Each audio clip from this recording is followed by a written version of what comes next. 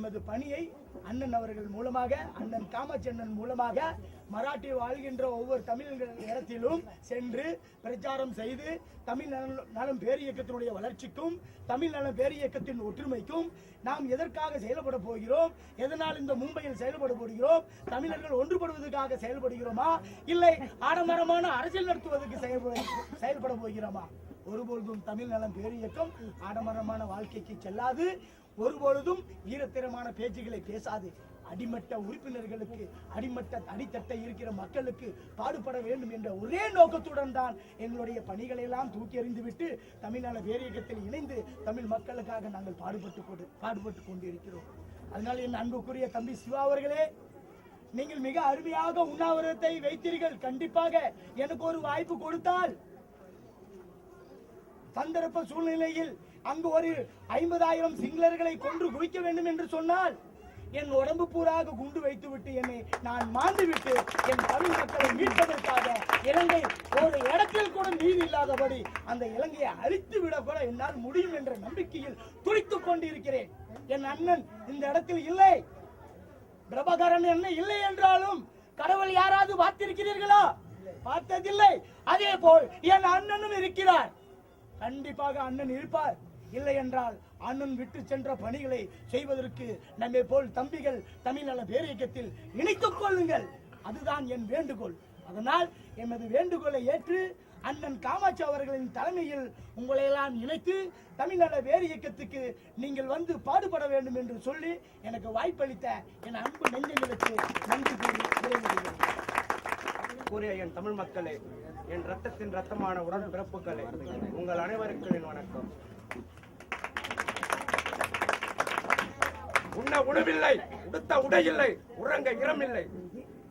உண்ண உணவில்லை, உடுத்த உடையில்லை, உறங்க இடமில்லை. என் தமிழனின் கால்களை உடைத்து, கைகளை முறித்து, கண்களை பறித்து என் தமிழச்சின் கருப்பை ருசிக்கின்றானே அந்த சிங்களவன். இத்தனை கோடி தமிழன் இருந்தும் ஒருவன் கூட எழுந்து நின்று நமக்கென்று ஒரு குரல் கொடுக்க ஒரு நாதி இல்லையே, நம் நாதியற்ற தமிழனாகிவிட்டமே என்று இலங்கையில் கத்தி கதறி அழுகின்றானே என் இலங்கை தமிழன், என் ஈழ தமிழன், அந்த வீர தமிழனுக்கு தான் என் முதல் வணக்கம்.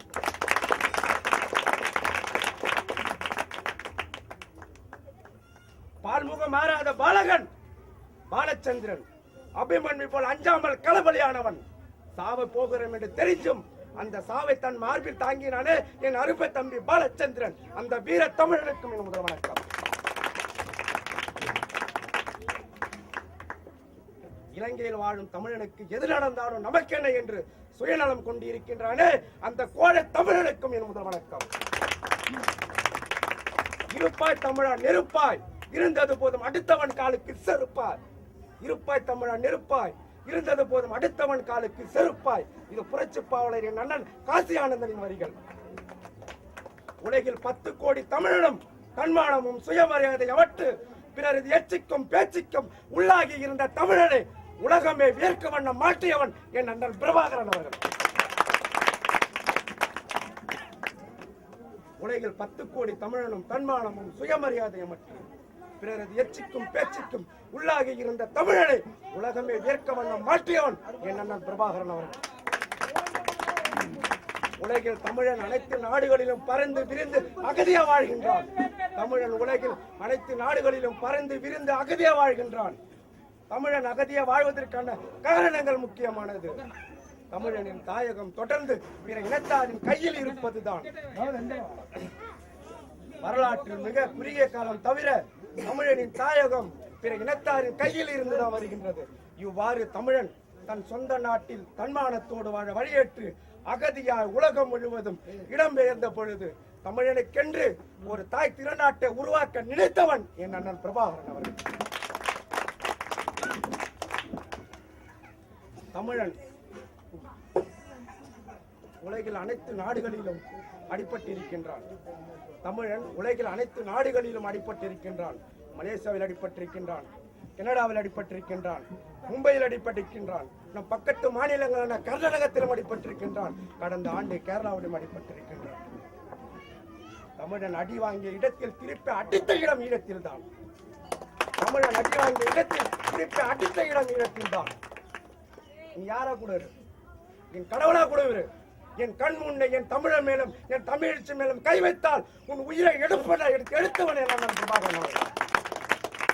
யாரா கூட என் கண் முன்னே என் தமிழச்சி மேலும் என் தமிழன் மேலும் கை வைத்தால் உன் உயிரை எடுப்பன் என்று எடுத்தவனே நான் பிரபாகரன். அவனை தமிழனை அடித்தவனை திருப்பி அடித்தது மட்டுமல்லாது தமிழனுக்கென்று ஒரு தாய் திருநாட்டை உருவாக்கியதும் இளைஞர்களை தான். இலங்கை மிக இனிய நிலப்பரப்புடைய ஒரு நாடு. இலங்கை மிக இனிய நிலப்பரப்புடைய ஒரு நாடு. அருவிகள், ஏரிகள், ஓட்டைகள், ஆறுகள் என்று இயற்கையின் அற்புத சாம்ராஜ்யம் இது. ஒரு ஆச்சரியம் என்னவென்றால் அங்கு மண் தான் அழகாக புச்சியாக உள்ளது. என் தமிழ் இனம் எப்போதுமே போராட்டத்தோடு தான் இருக்கின்றது. புராணங்கள் படி பார்த்தோமான ராமாயணம் இலங்கையின் அழகச் சொல்வதோடு அனுமானால் அது அழிக்கப்பட்டதையும் சேர்த்தே சொல்கிறது. சரித்திரத்திலும் நிறையாவே சங்கதிகள். என் தமிழ்மர்களே, என் அன்பு சகோதர சகோதரர்களே, நமக்கும் நம் தொப்புள் கொடி உறவுகளுக்கும் இன்றைய நேற்றைய உறவு அல்ல சரித்திரம் சொல்கிறது. சோழனும் சேரனும் இலங்கையோடு நெருங்கிய உறவினை பல முனைகளில் வைத்திருக்கின்றனர். ஐம்பெரும் காப்பியங்களில் புகுந்தால் இலங்கையை குறித்து நிறையாவை செய்திகள். ஐம்பெரும் காப்பியங்களில் புகுந்தால் இலங்கையை குறித்து நிறையாவை செய்திகள். முருகனுக்கான 6 படை வீடுகளில் ஒரு படை வீடு கதிர்காமம் என்று கூறுபவர்கள் இன்றும் இருக்கின்றனர். இலங்கை தனி நாடாகி போனதால் சகஜமாய் போய் வர இயலாத போய் 6வது படைவீடை பழமுதிர் சோலையாக நம்மவர்கள் வைத்துக் கொண்டனர்.